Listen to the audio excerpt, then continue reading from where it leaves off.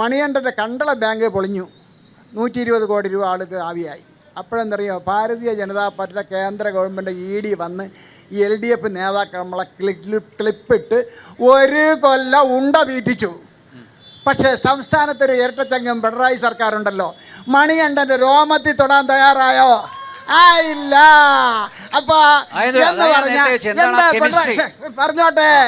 പിന്നെ ചർച്ച നടത്തി. മണികണ്ഠ പോരൂ, മണികണ്ഠ നമ്മുടെ ലാൽ സലാം സഖാവേ, നിങ്ങൾ ഈ 16 കോടി കൊടുത്ത ഞങ്ങളെ വകുപ്പ് സഹകരണ വകുപ്പാണ്, നിങ്ങളെ ഇങ്ങോട്ട് വന്ന സഖാവായ നിങ്ങളെ എല്ലാ കേസിൽ നിന്ന് രക്ഷപ്പെടുത്താവുന്ന ഒരു ചർച്ച നടത്തി.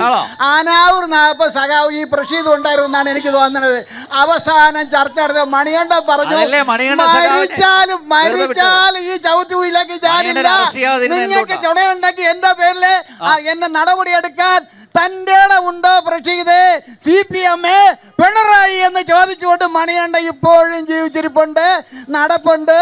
പക്ഷേ നിങ്ങൾക്ക് മണികണ്ഠൻ ഒന്നും, കാരണം മണികണ്ഠന്റെ ബാങ്ക് ഉണ്ടെങ്കിൽ പൊളിച്ചിട്ടുണ്ടെങ്കിൽ നിങ്ങൾ നടപടിയെടുക്കണം. ഭാരതീയ ജനതാ പാർട്ടി ആവശ്യപ്പെടുന്നു, കേരളത്തിലെ BJPക്കാരെ ഏത് ബാങ്കിൽ അഴിമതി നടത്തിയിട്ടുണ്ടെങ്കിൽ നടപടിയെടുക്കണം. പക്ഷേ നിങ്ങൾ 120 കോടി രൂപ കൊട്ടിച്ച് ഈ രാജ്യത്തെ ജനങ്ങളെ പറ്റിച്ചതിന് പകരം ഒരു മണികണ്ഠന്റെ കേസ് കിടപ്പുണ്ട്.